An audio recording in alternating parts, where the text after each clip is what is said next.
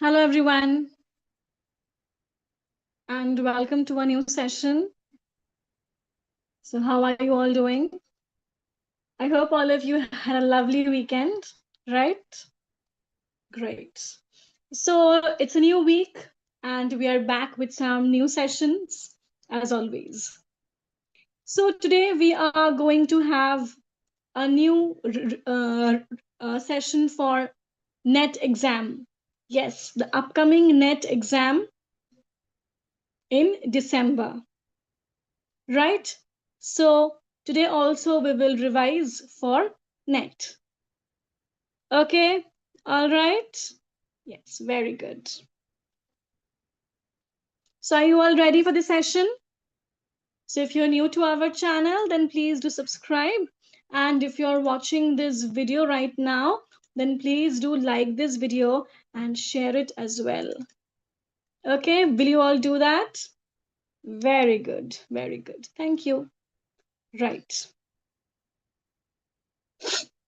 So I hope all of you can see the screen. Right, great.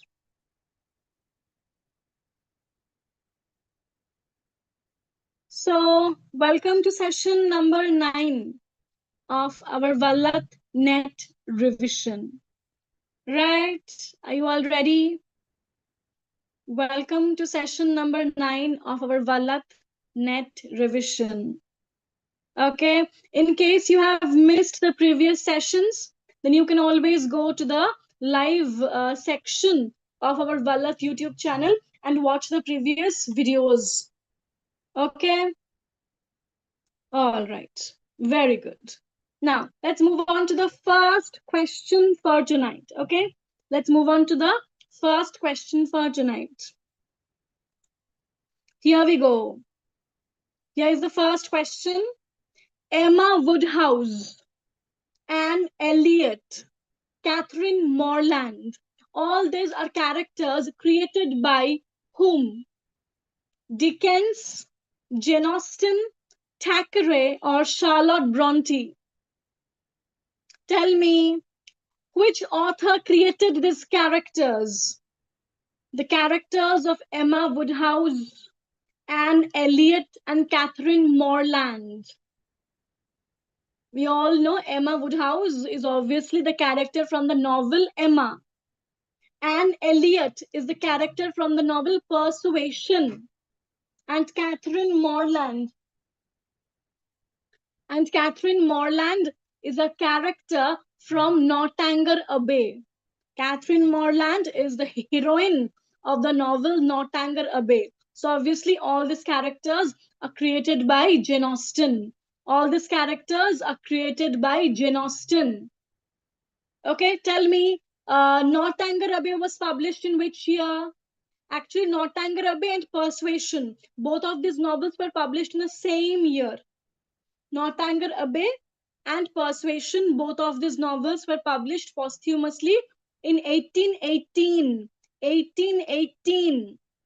1818 was the year when Emily Bronte was born and Mary Shelley's Frankenstein was published. Okay, 1818 was the year when Persuasion and Northanger Abbey were published. It was the year when Mary Shelley's Frankenstein was published. It was also the year when the Victorian novelist Emily Bronte was born. Emily Bronte was born. Can you tell me, Emily Bronte used which pseudonym? Which pseudonym was used by Emily Bronte? Yes, she used the pseudonym Elise Bell. Elise Bell. And this was the pseudonym under which her only novel Wuthering Heights was published. It was the pseudonym under which her only novel Wuthering Heights was published in 1847. Elise Bell. All right, very good. Very good. Next. From a post-colonial lens, Bakha's admiration for the British can be read as what? Nationalistic empowerment, colonial mimicry and aspirational modernity, anti-imperialistic rhetoric, or Gandhian resistance. You all know Mulk Raj Anand's debut novel Untouchable. It was published in 1935, and it talks about the sweeper, a cleaning boy, Bakha. It's a circadian novel which talks about a singular day in the life of this cleaner boy, Bakha, in the city of Buland Shahar. It talks about the pre-independent India, right? A time when our country was still struggling with these issues of untouchability. We can't really say this issue is not there still, but back then it was all the more staunchly there. Untouchability, there's issues of caste, touch, untouchability, right? All these issues were more very staunchly present in our contemporary pre-independent India, right? So yes. So from a post-colonial lens, Bakha's admiration for the British can be read as what? So it's a novel which talks about many issues, and one of them is Bakha's admiration for the British. So how can you read this admiration of Bakha for the British? Yes, very good. It is colonial mimicry and aspirational modernity. So, this admiration of Bakha for everything British, especially how he loved wearing British clothes, it was nothing but his attempt at colonial mimicry. We all know about mimicry. Yes. Who talked about mimicry, colonial mimicry? Homi Bhabha. Remember, Homi Bhabha had talked about the idea of colonial mimicry and how colonial mimicry can help us, can help the marginalized people to achieve a sort of equality with the colonizers. And how this colonial mimicry on the part of Bakha is an aspiration, it was an attempt on his part to achieve a status within the society as a cleaner boy, as someone who belonged to the untouchables, who belonged to the caste of the untouchables, who belonged to this community of untouchables, he was grappling with this caste problem, right? He was struggling, his whole family was struggling with it. So, this colonial mimicry on part of Bakha was also his aspiration to achieve, to gain a status in the contemporary society. All right, clear?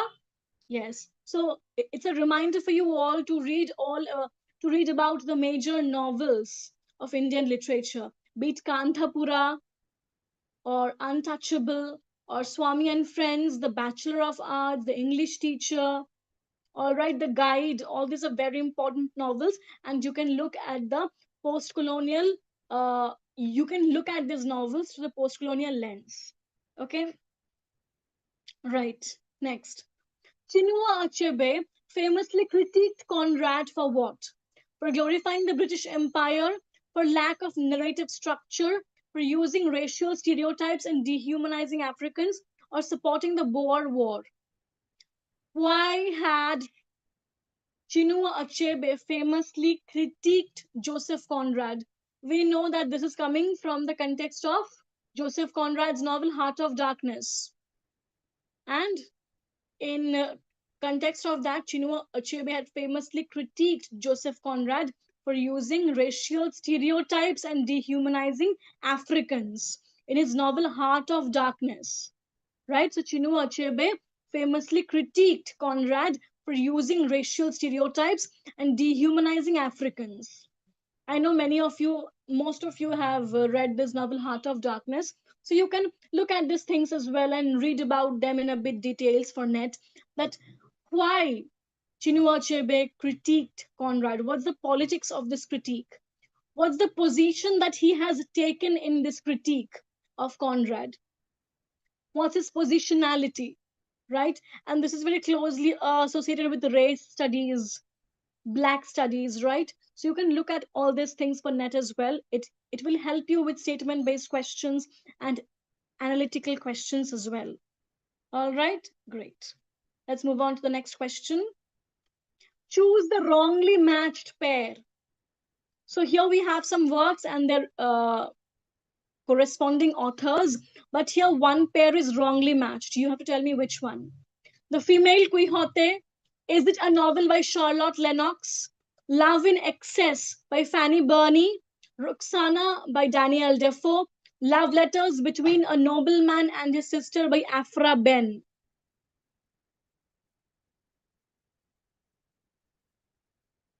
Tell me which one here is wrongly matched. Charlotte Lennox indeed wrote The Female Quixote. Danielle Defoe wrote uh, Roxana. That's also correct. Afra Ben also wrote Love Letters Between a Nobleman and His Sister. Correct. But option B is wrong because Love in Excess is by Eliza Haywood, not by Fanny Burney. Remember Eliza Haywood, Afra Ben, Eliza Haywood, and Delarivier Manley were known as the fair triumvirate of wit during the Restoration period. Okay, Eliza Haywood, Eliza Haywood, Afra Ben, and Delarivier Manley. They were collectively known as the fair triumvirate of wit during the Restoration period. And Eliza Haywood was very popular as the editor of the Female Spectator. Eliza Haywood was very popular as the editor of the Female Spectator. And it is that Eliza Haywood who wrote this novel, Love in Excess. It was not Fanny Burney, it was Eliza Haywood. So option B is wrong. Love in Excess is a novel by Eliza Haywood. But can you tell me the names of the novels written by Fanny Burney? Fanny Burney was very popular during the 18th century. Fanny Burney was a very popular woman novelist of the 18th century. She wrote novels like Evelina, Cecilia. Cecilia is a novel from where Jane Austen took the title of her novel Pride and Prejudice. Right? So Fanny Burney, very popular for her novels like Evelina, Cecilia. All right. And Love in Excess is by Eliza Haywood. So option B is wrong. The other options are perfectly all right. And these are very important works. The Female Quixote by Charlotte Lennox, Roxana by Danielle Defoe, and Afra Ben's Love Letters Between a Nobleman and His Sister. Afra Ben also wrote many comedies during the Restoration period.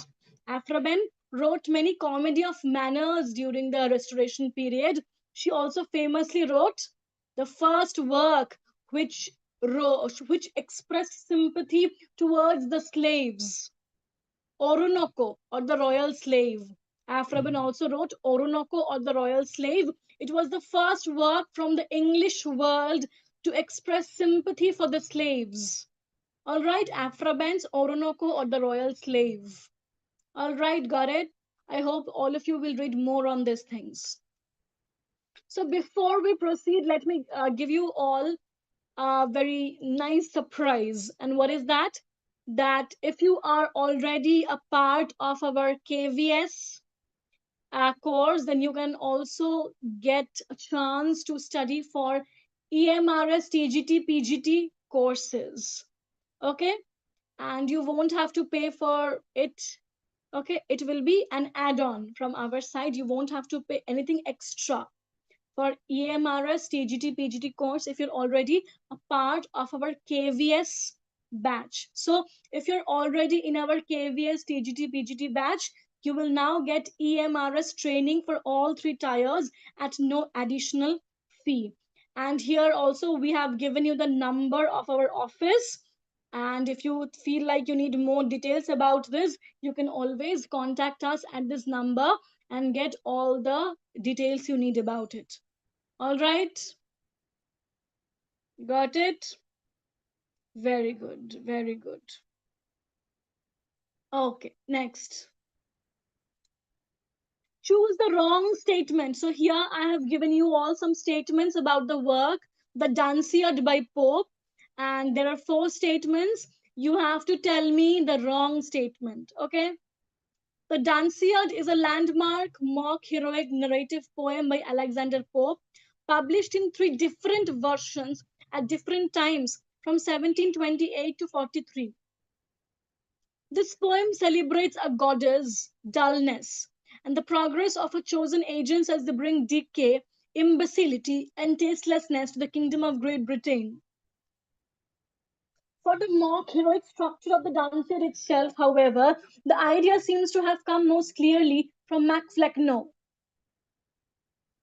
Pope first published the Dunciad in 1728 in 3 books, with Colley Cibber as its hero.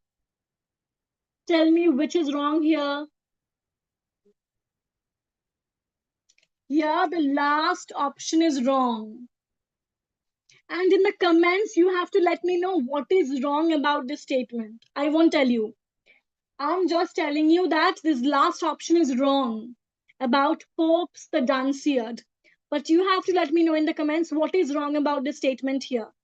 That Pope first published the Dunciad in 1728 in 3 books with Colley Cibber as its hero. You have to let me know what is wrong here. Okay? Right. Next question, you all know this, it's very easy. Who among the following was not a part of the Yale School? We all know about the Yale School of Criticism. So, who among the following was not a member of this group? Harold Bloom, Paul de Man, Geoffrey Hartman, or Lionel Trilling? Tell me, who among the following was not a part of the Yale School of Criticism? Harold Bloom was a part of it, Paul the Man was a part of it, and even Geoffrey Hartman was a part of it. But Lionel Trilling was not a member of this group. Okay? And it's a reminder for you all to look up the members of all the major schools of criticism, be it New Criticism or Chicago School of Criticism, Yale School of Criticism, okay, Practical Criticism.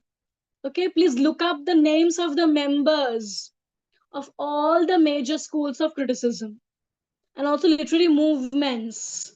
Literary movements are also very important for net. Like look up imagism, look up the movement of absurdity in literature, right? It can be very important. Okay, next. Are you all ready for the next question? Are you all following? And please do like the session. All right, please like the session. All right. Next. Who said this about Shakespeare? To begin then with Shakespeare, he was the man who of all modern and perhaps ancient poets had the largest and most comprehensive soul. Who said this about Shakespeare? Was it Ben Jonson, Dryden, Samuel Johnson, or Alexander Pope? You all have come across this quote at some time or the other. You all have heard this quote many times. So, who said this about Shakespeare? It was none other than the father of English criticism, Dryden. It was Dryden, the father of English criticism. It was Samuel Johnson who had called Dryden the father of English criticism, and Dryden said this about Shakespeare. Okay, Dryden said this about Shakespeare. If you want to know the major quotes from Dryden, you have to look up works like an essay on dramatic poesy, then preface to the fables. All right, these two works of criticism are very important for Dryden. All right, got it? Great. Next. Who were the members of the Subaltern Studies Collective? I know all of you have read about this Subaltern Studies Collective, right? We all know about Subaltern Studies. But can you tell me who were the members of this group again? Knowing about the members of these major groups are very important. It's very important to know the members of these major groups from net perspective. Tell me who were the members of the Subaltern Studies Collective. And after this live session, it's your homework to read about the Subaltern Studies Collective. All right, will you do that? Very good. So, Ranajit Guha, along with prominent scholars such as Dipesh Chakraborty, Partho Chatterjee, Gayatri Spivak, Ganendra Pandey, David Hardiman, Shahid Amin, and Gyan Prakash. All of them were members of the Subaltern Studies Collective. Ranojit Guha was the founder. Ranojit Guha was the founder. And along with him, There are other scholars like Dipesh Chakraborty, Partho Chatterjee, Gayatri Spivak, Gyanendra Pandey, David Hardiman, Shahid Amin, and Gyan Prakash. Okay, all of them were very prominent members of the Subaltern Studies Collective. All right, got it? Very good, very good. After this live session, do study about these things. Okay, read extra. The Principles of Psychology is an 1890 book about psychology by William James, an American philosopher and psychologist who trained to be a physician before going into psychology. And the four key concepts in James's book are stream of consciousness, emotion, habit, and will. True or false? Is it true that William James, the brother of Henry James, wrote this book, The Principles of Psychology?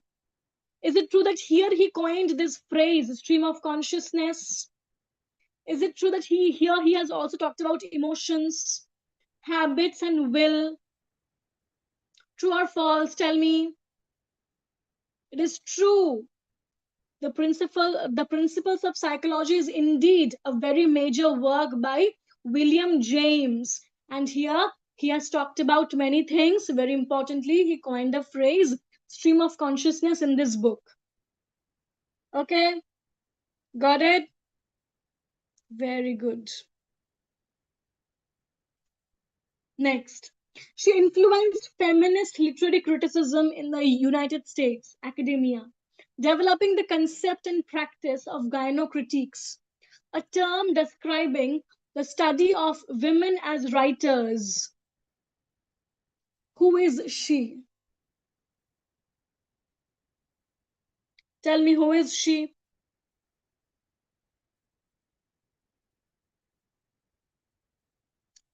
She influenced feminist literary criticism, talked about gynocriticism.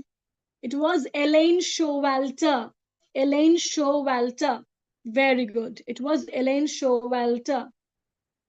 Have you all liked the session? Please do like the session, okay? Please do like the session. Very good. Next. The spectre is a concept given renewed currency by Dash, who used it to characterize the ways in which intellectual, historical, and political legacies come to haunt contemporary thinking. So, who talked about this concept of the spectre? Is it Derrida, Paul de Man, Harold Bloom, or Louis Althusser? Tell me, who talked about this concept of the spectre? Remember specters of Marx? And the scholar used it to characterize the ways in which intellectual, historical, and political legacies come to haunt contemporary thinking. So, who talked about this concept of the spectre? It was none other than Derrida. Derrida talked about it. Talked about this concept of the spectre in Spectres of Marx. Derrida talked about this concept in Spectres of Marx. Very good. Very good. Meta history, the historical imagination in 19th century Europe, is a work of historiography by Dash, first published in 1973. Who wrote this book, Meta History? Linda Hutcheon, Hayden White, Pierre Bourdieu, or Claude Lévi-Strauss? Tell me, who wrote Meta History? Come on, tell me, who wrote Meta History? Very good, very good. It is by Hayden White. Hayden White wrote Meta History, the historical imagination in 19th century Europe. Got it? Very good. Choose the correct statement. Again, here I have given you some statements. You have to tell me which is wrong. S bar Z, published in 1970, is Roland Barthes' structural analysis of Sarracine, the short story by Honoré de Balzac. Antonio Negri, was an Italian philosopher known as one of the most prominent theorists of autonomism, as well as for his co-authorship of Empire with Michael Hart. The Frankfurt School of Critical Theory was a group of scholars and philosophers who developed a critical theory of society that analyzed the impact of capitalism, technology, and monopolies on people and communities. And lastly, Eclipse of Reason is a 1947 book by Adorno. Tell me, which one is wrong? If you just know the basics, you can answer this.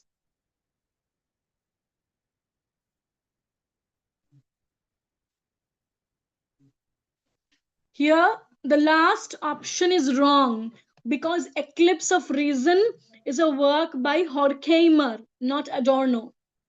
Eclipse of Reason is a work by Horkheimer, not Adorno. The other statements are perfectly all right.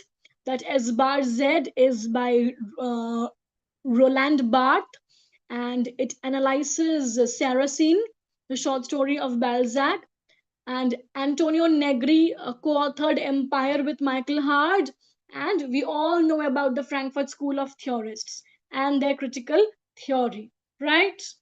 Very good, very good. I hope all of you, I hope all of you are enjoying this session. I hope all of you are answering, and I hope all of you will take away something from this session, right? I really hope all of you who are attending this session live now, I really hope that all of you take away something from this session to think about, to read about further, right? I hope this session will help you to revise a bit more. And if this has happened today, do let me know in the comments. That if you have taken something away from this session, if this session has made you think about some questions, about some authors or works. All right, very good. Which of the following best describes intertextuality? We all know Julia Kristeva talked about intertextuality. Intertextuality means, yes, the influence of one text on another. Intertextuality means the influence of one text on another, and Julia Kristeva talked about intertextuality. In literary studies, what does the term reader response mean? What does the term reader response mean? Tell me. It means that the role of the reader's interpretation in constructing meaning. Reader response criticism is a framework where we give prominence to the role of the readers. The role of the reader's interpretation in the construction of the meaning of the text. Right? Very good. Next. In what way does Maggie Tulliver remember the Mill on the Floss? The Mill on the Floss is a semi-autobiographical novel by George Eliot. The Mill on the Floss is a semi-autobiographical novel by George Eliot, and it's a very important work by George Eliot. And there, Maggie Tulliver is the heroine. Maggie Tulliver is the heroine in The Mill on the Floss, a semi-autobiographical novel by George Eliot. So let's see what the question is saying. In what way does Maggie Tulliver's intellectual hunger function as a liability in her world? And what does that suggest about Eliot's view of gender and knowledge? Maggie's education is celebrated unambiguously by George Eliot, who sees knowledge as a universal liberator. Maggie's learning is a sin of pride, punished by Eliot to uphold Victorian values. Maggie's thirst for knowledge places her in moral and social exile, underscoring Eliot's critique of the limits society places on intelligent women. Eliot uses Maggie's intelligence not only as a plot device to distinguish her from her brother Tom. Tell me how Maggie Tulliver's hunger for knowledge is functioning as a liability in her world in her contemporary society. In her world means in her contemporary society. All right? Yes. Tell me, Maggie Tulliver in The Mill on the Floors. Here, Maggie's thirst for knowledge places her in moral and social exile, which only ends with her death. Remember? Maggie's thirst for knowledge places her in moral and social exile, which only ends with her death. And this emphasizes George Eliot's critique of the limits society places on intelligent women. Right? Right? Yes. Because her social and moral exile only end with her death. And this critiques Eliot's uh, and this critiques and this also shows how Eliot wanted to critique the contemporary Victorian society. Right? I hope all of you have followed. So that was the last question for tonight, and I really hope all of you enjoyed this session and loved answering these questions. Yes, lovely. So before we end the session for tonight, just a reminder that if you are there already in our KVS TGT PGT batch, you can now get EMRS training for all three tires at no additional fee. There is also the phone number on the screen where you can contact us if you have any further query. Okay, great. So that's all for tonight. And I will see you all again tomorrow exactly at 9 p.m. at our Vallath YouTube channel. So please do like the session and see you all again tomorrow. Bye. Take care. Good night.